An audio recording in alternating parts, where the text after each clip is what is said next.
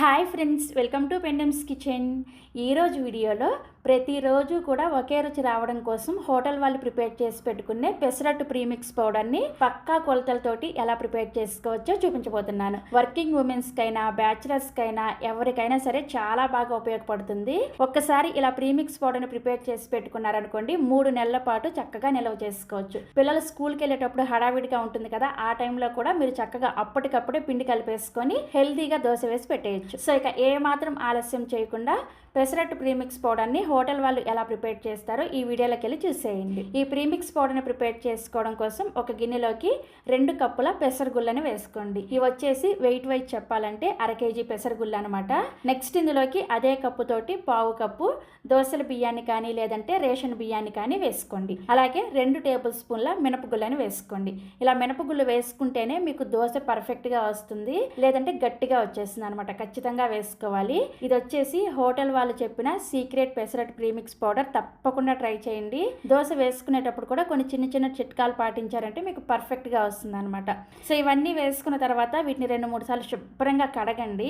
ఇంతకు ముందు వీడియోలో నేను ఇడ్లీ ప్రీమిక్స్ని, దోశ ప్రీమిక్స్ని, వడ ప్రీమిక్స్ని ఇవన్నీ కూడా చేసి చూపించాను అనమాట. అప్పుడైతే ఎన్ని కామెంట్స్ వచ్చాయనండి.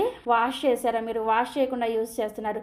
వాష్ చేయకుండా ఎలా యూజ్ చేస్తామండి? కాకపోతే నేను వాష్ చేసే ప్రాసెస్ అనేది ఆ వీడియోలో చూపించలేదన్నమాట. అందుకని చాలా కామెంట్స్ వచ్చాయి. వాష్ చేసుకొని శుభ్రంగా సన్ డ్రై చేసేసుకొని మీరు యూజ్ చేసుకోండి. సో అందుకని ఈ వీడియోలో వాష్ చేసే ప్రాసెస్ ని కూడా చూపిస్తున్నాను.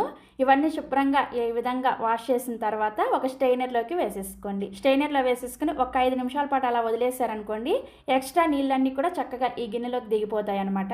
5 నిమిషాల తర్వాత వీటిని ఒక క్లాత్ మీద ఈ విధంగా పలచగా పరుచుకోండి. వీటిని చక్కగా ఆరబెట్టేసుకోవాలన్నమాట. ఎండ వచ్చే వాళ్ళైతే చక్కగా మీరు ఎండలోనే ఆరబెట్టేసుకోండి. ఎండ రాదు అనుకున్న వాళ్ళు చక్కగా మీరు ఫ్యాన్ కింద కూడా ఒక 2-3 గంటల సేపు ఆరబెట్టుకోవచ్చు. తడేమీ లేకుండా చక్కగా ఆరిపోవాలన్నమాట. నేను కూడా చక్కగా నార్మల్ గాలికే ఆరబెట్టేసాను అనమాట. సో ఒక 2-3 గంటల తర్వాత మీకు చూపిస్తాను చూడండి. తడేమీ లేకుండా ఇవి చక్కగా ఈ విధంగా ఆరిపోయి ఉంటాయి. ఇలా ఆరబెట్టుకున్న తర్వాత ఇప్పుడు వీటిని ఒక ప్యాన్లోకి వేసుకొని ఒక 2-3 నిమిషాల పాటు కలుపుకుంటూ లో ఫ్లేమ్లో వేయించుకోండి. ఇవి వేయించుకునేటప్పుడు పప్పులు ఏవి కూడా అస్సలు రంగు మారకూడదు. జస్ట్ మనకి కొంచెం వేడిగా అయితే సరిపోతుంది అనమాట. మనం ఆరబెట్టుకున్నప్పుడు ఎక్కడైనా గింజ లోపల అనేది చెమ్మ ఉందనుకోండి, ఆ చెమ్మ పోయేంత వరకు వేయించుకోవాలి అంతే. దానికోసమే వేయించుకుంటాము. అదే మీరు బాగా ఎండలో ఆరబెట్టుకున్నారనుకోండి, ఇలా వేయించుకోవాల్సిన అవసరం కూడా ఉండదన్నమాట. సో నేనైతే ఫ్యాన్ గాలికి ఆరబెట్టుకున్నాను కాబట్టి ఇలా వేయించుకుంటున్నాను.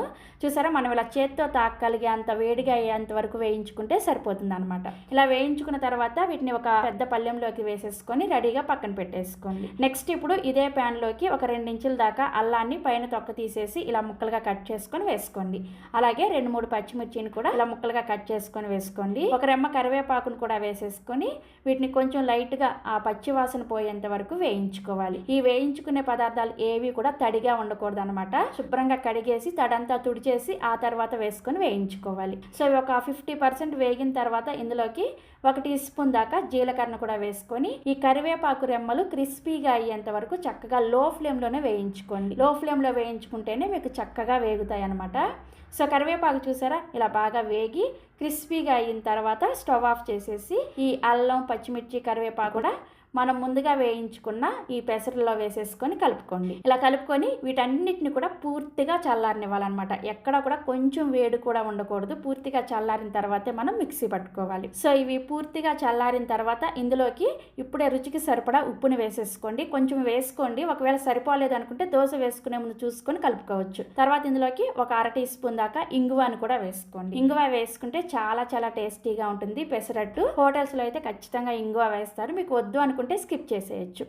ఉప్పు అలాగే ఇంగువ వేసిన తర్వాత ఒకసారి బాగా కలిపేసుకొని ఇప్పుడు వీటిని మిక్సీ జార్లోకి వేసుకొని బాగా మెత్తటి పౌడర్ లాగా గ్రైండ్ చేసుకోండి. మీరు కావాలంటే మిల్లులో కూడా మరపట్టించుకోవచ్చు. నేనైతే ఇక్కడ కొంచెం క్వాంటిటీనే తీసుకున్నాను కాబట్టి ఇలా మిక్సీ జార్లో వేసుకుంటున్నాను. అలాగే నేను ఇక్కడ చిన్న మిక్సీ జార్లో 2-3 సార్లుగా గ్రైండ్ చేసుకుంటున్నాను. పెద్ద మిక్సీ జార్లో అయితే అంత మెత్తగా గ్రైండ్ అవ్వదు అనమాట.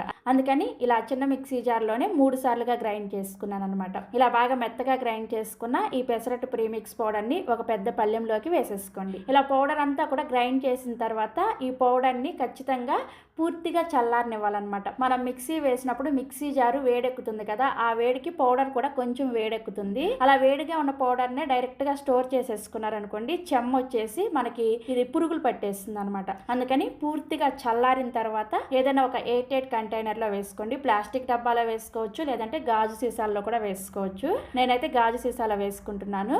ఇలా పౌడర్ అంతా కూడా చక్కగా గాజు సీసాలోకి వేసేసుకొని మూత పెట్టేసి 3 నెలల పాటు ఈ ప్రీమిక్స్ పౌడర్ని యూస్ చేసుకోవచ్చు. ఫ్రిడ్జ్లో పెట్టాల్సిన అవసరం కూడా ఉండదు, బయటే మనం చక్కగా స్టోర్ చేసుకోవచ్చు. అదే మీరు ఈ పెసర్లని సరిగా ఆరబెట్టుకోకపోయినా లేదంటే సరిగా వేయించుకోకపోయినా కానీ లోపల గింజ లోపల ఏమైనా చెమ్మ అనేది ఉందంటే పురుగు వచ్చేస్తుంది అనమాట. అలాంటప్పుడు మీరు ఫ్రిడ్జ్లో పెట్టుకొని స్టోర్ చేసుకోవచ్చు. అదే చక్కగా ఆరబెట్టేసుకున్నాము, చెమ్మేమీ లేదు అనుకుంటే చక్కగా బయటే స్టోర్ చేసేసుకోవచ్చు. సో ఇలా ప్రీమిక్స్ పౌడర్ని ప్రిపేర్ చేసి పెట్టేసుకున్నాము. అయితే ఇప్పుడు ఈ ప్రీమిక్స్ పౌడర్ తోటి దోశని ఎలా వేసుకోవాలో చూపిస్తాను. ఈ దోశ వేసుకోవడం కోసం కావలసినంత ప్రీమిక్స్ పౌడర్ని ఒక గిన్నెలోకి వేసుకోండి. నేను ఇక్కడ అరకప్పు ప్రీమిక్స్ పౌడర్ని వేసుకున్నాను. మీరు ఎంతైతే ప్రీమిక్స్ పౌడర్ని తీసుకుంటారో అంతే క్వాంటిటీలో నీళ్ళను కూడా వేసుకొని కలుపుకోండి. అరకప్పు ప్రీమిక్స్ పౌడర్కి అరకప్పు నీళ్ళను వేసుకొని కలుపుకోవాలి. అదే మీరు 1 కప్పు ప్రీమిక్స్ పౌడర్ వేసుకున్నారంటే 1 కప్పు నీళ్ళను వేసుకొని కలుపుకోవచ్చు. ఇక్కడ నేను తీసుకున్న క్వాంటిటీకి చక్కగా మీకు 3 దోశలు అయితే వస్తాయి అనమాట. చక్కగా ఇంట్లో ఒక్కరికి బ్రేక్ఫాస్ట్ కావాలన్నా కూడా ప్రిపేర్ చేసి పెట్టేయచ్చు. సో పిండిని కలిపిన తర్వాత కన్సిస్టెన్సీ ఈ విధంగా ఉంటుంది.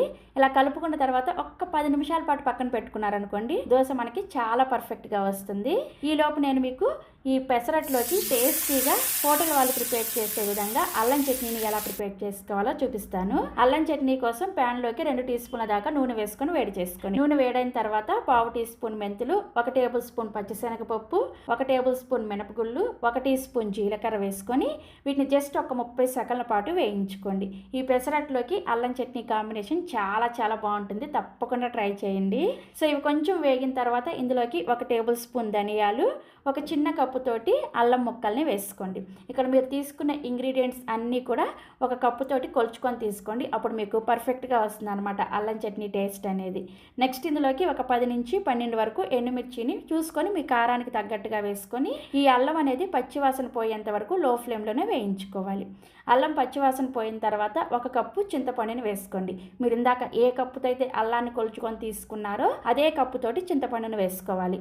అలాగే అదే కప్పుతోటి 1 కప్పు తురిమిన బెల్లాన్ని కూడా వేసేసుకొని రుచికి సరిపడా ఉప్పును కూడా వేసుకొని కలుపుకోండి.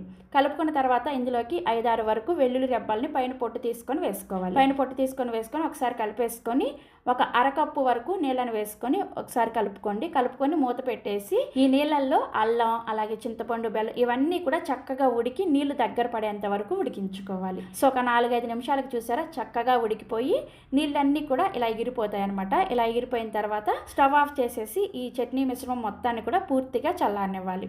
చట్నీ మిశ్రమం పూర్తిగా చల్లారిన తర్వాత మిక్సీ జార్లోకి వేసేసుకొని దీన్ని బాగా మెత్తటి చట్నీలాగా గ్రైండ్ చేసుకోండి. చూసారా ఇలా బాగా మెత్తగా గ్రైండ్ చేసేసుకొని ఒక గిన్నెలోకి తీసుకోండి. మీరు కావాలంటే చట్నీని ఇదే విధంగా సర్వ్ చేసుకోవచ్చు, లేదంటే ఈ చట్నీకి తాలింపు వేసుకొని కూడా సర్వ్ చేసుకోవచ్చు. తాలింపు కోసం తాలింపు గిన్నెలోకి 1 టీ స్పూన్ దాకా నూనె వేసుకొని వేడి చేసుకొని నూనె వేడైన తర్వాత 1/2 టీ స్పూన్ చొప్పున పోపు దినుసులు వేసుకోండి. ఆవాలు, మినపగుళ్ళు, పచ్చిశనగపప్పు, జీలకర్ర ఇవన్నీ వేసుకొని ఇవి కొంచెం వేగిన తర్వాత 2 ఎండుమిర్చిని, 1 రెమ్మ కరివేపాకును కూడా వేసుకొని తాలింపును లో ఫ్లేమ్లోనే ఇలా చక్కగా వేయించేసుకొని ఇందులోకి 1/2 టీ స్పూన్ దాకా ఇంగువాను కూడా వేసుకొని కలుపుకోండి. ఇంగువ వేసుకుంటే చట్నీ చాలా టేస్టీగా ఉంటుంది. ఇష్టం లేని వాళ్ళు స్కిప్ చేసేయచ్చు. సో తాలింపు ఇలా చక్కగా వేగిన తర్వాత చట్నీలో వేసుకొని కలుపుకున్నారంటే చాలా చాలా చాలా టేస్టీగా ఉండే టిఫిన్ సెంటర్ అల్లం చట్నీ రెడీ అయిపోయింది. సో నెక్స్ట్ ఇప్పుడు 10 నిమిషాల తర్వాత మనం ముందుగా కలిపి పెట్టుకున్న పిండిని చూపిస్తున్నాను. చూసారా కొంచెం ఇలా గట్టిపడి ఉంటుంది అనమాట. ఇప్పుడు ఒకసారి సాల్ట్ని చెక్ చేసుకోండి. సాల్ట్ ఒకవేళ సరిపోలేదు అంటే కొంచెం సాల్ట్ని వేసుకొని కలుపుకోండి. అవసరమైతే కొంచెం నీళ్ళను కూడా వేసుకొని కలుపుకోవచ్చు. సో దోశ వేసుకోవడం కోసం దోశల పిండి ఈ కన్సిస్టెన్సీలో ఉండాలన్నమాట. మరీ పల్చగా మరీ గట్టిగా ఉండకూడదు. ఇప్పుడు దోశ వేసుకోవడం కోసం స్టవ్ మీద దోశల పెనాన్ని పెట్టుకొని పెనాన్ని మీడియంగా వేడి చేసుకోండి. మరీ ఎక్కువ పొగలు వచ్చేంత వరకు వేడి చేయకూడదు. మీడియంగా వేడైన పెనం మీద మంటని లో ఫ్లేమ్లోకి పెట్టుకొని ఇలా మామూలుగా మనం దోశ ఎలా అయితే వేసుకుంటామో అదే విధంగా దోశను వేసేసుకోండి. దోశ చూసారా ఎంత చక్కగా స్ప్రెడ్ అవుతుందో. నేను ఇక్కడ నాన్ స్టిక్ దోశ పెనం మీద వేసి చూపిస్తున్నాను. మీరు కావాలంటే ఐరన్ పెనం మీద కూడా చక్కగా దోశలు వేసుకోవచ్చు. దోశలు ఎలాంటి డౌట్ లేకుండా పర్ఫెక్ట్గా వస్తాయి అనమాట. దోశ వేసిన తర్వాత దీని మీద సన్నగా తరిగిన ఉల్లిపాయ ముక్కలు కొద్దిగా, అదేవిధంగా నేను కొంచెం వెల్లుల్లి కారాన్ని వేసుకుంటున్నాను. మీరు కావాలంటే చిన్న ముక్కలుగా కట్ చేసుకున్న పచ్చిమిర్చి ముక్కలు, కరివేపాకు, కొత్తిమీర ఇలా ఏవైనా సరే వేసుకోవచ్చు. ఇవి వేసుకున్న తర్వాత దీని మీద కొద్దిగా నూనెని కానీ నెయ్యిని కానీ వేసుకొని ఈ దోశని మీడియం ఫ్లేమ్లోనే కాల్చుకోండి. సో దోశ ఇలా ఒకవైపు కాలిన తర్వాత దీన్ని రెండో వైపు కూడా తిప్పుకొని రెండో వైపు కూడా దోశను కొద్దిగా కాల్చుకున్నారంటే చాలా టేస్టీగా ఉంటుంది. మీరు క్రిస్పీగా దోశ కావాలి అనుకుంటే ఒకవైపు దోశను కాల్చుకొని తీసుకున్నారంటే దోశ క్రిస్పీగా వస్తుంది అనమాట. అదే రెండో వైపుకు దోశను తిప్పారంటే కొంచెం మెత్తగా వస్తుంది. సో దోశను రెండు వైపులు కూడా ఇలా చక్కగా కాల్చుకొని సర్వింగ్ ప్లేట్లోకి తీసేసుకోండి. ఇదే విధంగా మీకు ఎన్ని దోశలు కావాలంటే అన్ని దోశలు అప్పటికప్పుడే ప్రిపేర్ చేసేసుకోవచ్చు. ఇక్కడ నేను తీసుకున్న అరకప్పు ప్రీమిక్స్ పౌడర్కి 3 దోశలు వచ్చాయన్నమాట. ఒక దోశ ఆల్రెడీ తినేసాను, అందుకని ఇక్కడ 2 దోశలు చూపిస్తున్నాను. ఇలా దోశలు వేసేసుకొని మనం ప్రిపేర్ చేసిన ఈ టిఫిన్ సెంటర్ అల్లం చట్నీతో సర్వ్ చేసుకొని చూసారా దోశలు ఎంత పర్ఫెక్ట్గా వచ్చాయో. ప్రతిరోజు కూడా ఒకే రుచి రావడం కోసం హోటల్ వాళ్ళు ఈ విధంగా ప్రీమిక్స్ పౌడర్ని ప్రిపేర్ చేసి పెట్టుకుంటారనమాట. ఆల్రెడీ మన ఛానల్లో రసం premix, idli premix, dosa premix, vada premix, అలాగే ఫ్రోజన్ చపాతీ, చట్నీ ప్రీమిక్స్ ఇవన్నీ కూడా ఎలా ప్రిపేర్ చేసుకోవాలో అన్నీ కూడా వీడియోలు చేసి పెట్టాను. మీలో ఎవరైనా చూడాలి అనుకుంటే ఈ వీడియో కింద ఆ వీడియో లింక్స్ అన్నీ కూడా ఇస్తాను, ఒకసారి చెక్ చేయండి. Thank you.